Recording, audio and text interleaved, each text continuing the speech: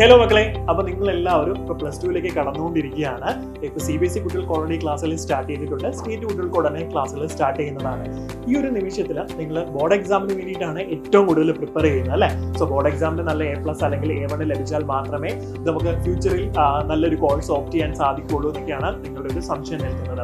പക്ഷെ അങ്ങനെയല്ല, നമ്മളുടെ അംബീഷൻ എന്താണോ അതിന് നമ്മൾ ഇപ്പം മുതലേ പ്രിപ്പയർ ചെയ്ത് തുടങ്ങിക്കഴിഞ്ഞാൽ മാത്രമേ നമുക്ക് എന്ത് ചെയ്യാൻ പറ്റുള്ളൂ, നമ്മുടെ ലക്ഷ്യസ്ഥാനത്തിലേക്ക് എത്താനായിട്ട് സാധിക്കുകയുള്ളൂ. അപ്പൊ ഞാൻ ഇവിടെ JEE എക്സാമിനെ പറ്റിയാണ് പറയാൻ പോകുന്നത്. നമുക്കറിയാം JEE എക്സാം എന്ന് പറയുന്നത് NIT അല്ലെങ്കിൽ IIT പോലെയുള്ള പ്രീമിയം ഇൻസ്റ്റിറ്റ്യൂട്ടുകളിൽ നമുക്ക് എഞ്ചിനീയറിംഗ് പഠിക്കാൻ വേണ്ടിയിട്ടുള്ള ഒരു ഓപ്ഷനാണ് അല്ലെ. ഇവിടെ നമുക്ക് പഠിക്കണമെന്നുണ്ടെങ്കിൽ JEE മെയിൻ അല്ലെങ്കിൽ JEE അഡ്വാൻസ്ഡ് എന്ന് പറയുന്ന ഹൈലി കോമ്പറ്റേറ്റീവ് എക്സാം ട്രാക്ക് ചെയ്യേണ്ട ആവശ്യകതയുണ്ട്.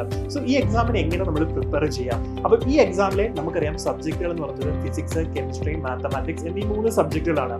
ഇതിൽ എല്ലാവർക്കും വില്ലനായിട്ട് നിൽക്കുന്ന ഒരു സബ്ജക്റ്റാണ് മാത്തമാറ്റിക്സ് എന്ന് പറയുന്നത് അല്ലെ. അപ്പൊ ഇപ്പോഴത്തെ JEE ഒരു ട്രെൻഡ് അനുസരിച്ച് നോക്കുവാണെങ്കിൽ മാത്തമാറ്റിക്സിന് ആരാണോ കൂടുതൽ സ്കോർ ചെയ്യുന്നത് അവർക്കാണ് കൂടുതൽ പെർസെന്റേജ് കിട്ടുന്നത്. അങ്ങനെ ഒരു ട്രെൻഡാണ് ഇപ്പോൾ വന്നിരിക്കുന്നത് കേട്ടോ. അപ്പോൾ ഫിസിക്സും കെമിസ്ട്രിയും ഓൾമോസ്റ്റ് എല്ലാവരും തന്നെ എന്ത് ചെയ്യും, അറ്റൻഡ് ചെയ്യും അല്ലെങ്കിൽ ശരിയാക്കാനുള്ള സാധ്യതയും കൂടുതലാണ്. അപ്പോൾ മാത്സിന് എത്രമാത്രം നമ്മൾ ഹൈലി പെർഫോം ചെയ്യുന്നു അതനുസരിച്ച് നമുക്ക് നല്ല പെർസെന്റേജ് കിട്ടും. നല്ല പെർസെന്റേജ് കിട്ടുവാണെന്നുണ്ടെങ്കിൽ നമുക്ക് JEE അഡ്വാൻസ്ഡും അതേപോലെ തന്നെ നല്ല NITസിന് നമുക്ക് സീറ്റുകളും ലഭിക്കും.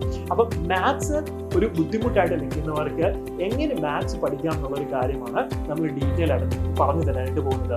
സോ മാത്സിനെ പേടിച്ചുകൊണ്ട് മാത്രം ഈ ഒരു കോമ്പറ്റേറ്റീവ് എക്സാമിൽ അറ്റൻഡ് ചെയ്യാതെ അല്ലെ അപ്പിയർ ചെയ്യാൻ പേടിച്ച് മാറി നിൽക്കുന്നവരാണ് നിങ്ങളെങ്കിൽ ദയവ് ചെയ്ത് അത് ചെയ്യരുത്. സോ മാത്സ് എങ്ങനെ അടിപൊളിയായിട്ട് പഠിക്കാം, അല്ലെങ്കിൽ JEE മെയിൻ അല്ലെങ്കിൽ JEE അഡ്വാൻസ്ഡ് എന്നീ കോമ്പറ്റേറ്റീവ് എക്സാം ഓറിയന്റഡ് +2നോടൊപ്പം തന്നെ നമ്മുടെ ബോർഡ് എക്സാമിന് യാതൊരു പ്രശ്നവും വരാത്ത രീതിയിൽ ബോർഡ് എക്സാമിന് ഫുൾ മാർക്ക് വാങ്ങിച്ചുകൊണ്ട് തന്നെ നമുക്ക് ക്രാക്ക് ചെയ്യാൻ സാധിക്കുന്നത് എങ്ങനെയാണെന്ന് ഡീറ്റെയിൽ ആയിട്ട് പറഞ്ഞു തരാൻ വേണ്ടിയിട്ട് ഈ വരുന്ന 29-ാം തീയതി നമ്മളൊരു വെബിനാർ കണ്ടക്ട് ചെയ്യുന്നുണ്ട്. ഈ വെബിനാറിൽ ഞാൻ ഉണ്ടായിരിക്കും. മാത്സ് എങ്ങനെയെന്ന് നമുക്ക് ഡീറ്റെയിൽ ആയിട്ട് പറഞ്ഞു തരുന്നതായിരിക്കും. സോ ഈ വെബിനാറിൽ നിങ്ങൾ എല്ലാവരും ജോയിൻ ചെയ്യുക. സോ വെബിനാറിൽ ജോയിൻ ചെയ്യാൻ ആഗ്രഹിക്കുന്നവര് സ്ക്രീനിൽ കാണുന്ന QR കോഡ് സ്കാൻ ചെയ്ത് രജിസ്റ്റർ ചെയ്യേണ്ടതാണ്. സോ നമുക്ക് 29-ാം തീയതി കാണാം. All the best.